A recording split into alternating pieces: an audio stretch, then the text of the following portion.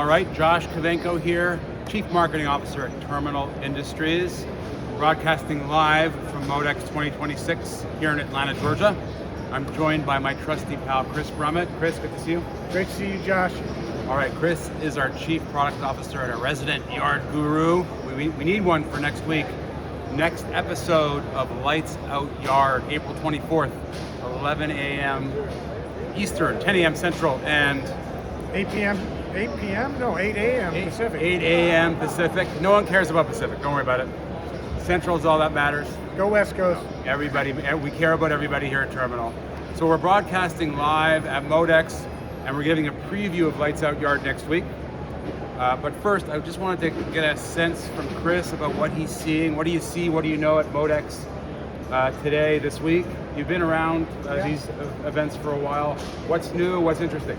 Yeah, no, actually, Josh, that's a great question because I have seen a few of these, both a combination of MODEX and ProMat. But this year, the big difference is MODEX seems much bigger. There's a lot of hype in and around automation, specifically device automation, which kind of lends right to the webinar next week. So we'll definitely get into that. But yeah, the show's been great. The customers coming to the booth, I would say the core thing, the theme that they're bringing to the table is, I see all this automation, but how do I enable it, right? How do I enable it cost effectively? So it's good that they're asking those questions. Right. But that's exactly what we're going to be talking about for episode 3 of Lights Out Yard. It's great, we've got this vision for the yard, a futuristic vision, and Chris is really going to spend a lot of time on, well, how do we get from here to there, and what are some of the practical obstacles we have to overcome to make that vision a reality, and really, is that vision really what's going to be the reality also? So Chris is going to bring some insights there. So let's go around the horn, we'll go around that wheel that we review every month. I guess first is are the vehicles, my favorite, the robotics, the drones, the robotic dogs, all that great vision that's existing or is on its way in the warehouse. We'd love to see that equipment in the yard. How is it going to play out, Chris? Well, Josh, as we talked about, you love those shiny objects, right? I do. But does it? It's got to be it's a fine tune between the shiny object and the value that shiny object is driving. So some of them make sense, some of them don't make sense.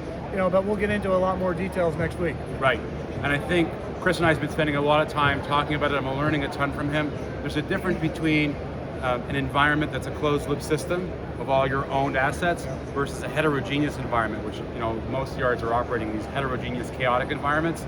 And so your path to Lights Out Yard may be a little different, right? That's right. We're going to talk about site sensing and infrastructure, not today, but we'll be talking about that next week. Business model, there's a little bit of business model behind it. The vision for Lights Out Yard is completely utility model, as a service, pay for what you need. There's some practical obstacles for that being real, right, Chris? Yeah, I mean, it's not only got to drive ROI, but does the business model that the companies are enabling Lights Out Yard, does it match with the way the budgeting cycle works? So it's much more than just the technology that's enabled or the operations that we're trying to enable through that technology. It's got to also make financial sense, and it's got to line up with called the accounting principles. Right, but also there's a difference between doing it virtually in the cloud, and then when you have you're in a physical environment. You have machinery, right? And then you have clients that you're selling that to. So there's a lot of different facets to it.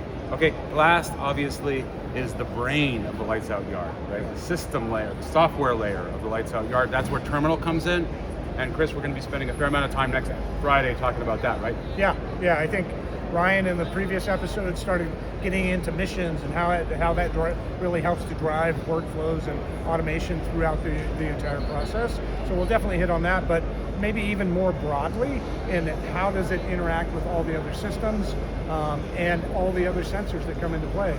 If we're gonna put the North Star as the Lights Out Yard, then we have to look beyond just the yard, and that's actually quite honestly where most of the value is driven. Right. Very good. So that's our preview of Lights Out Yard. On behalf of Chris and everybody here at Terminal, hope you have a great week, and next week too, will join us on April 24th at 11 a.m. Eastern, 10 a.m. Central. I'll get that right eventually. That's right. And 8 a.m. Pacific. There you go. All right. For the next episode. If you want to register for it, there's a link somewhere in LinkedIn here, below this video. Also go to our website, terminal-industries.com. Look at our navigation. There's a whole area on webinars. You can register there, and that's great. So with that, signing off from MODEX for this week. See you all next Friday. Lights out, Yard. See ya.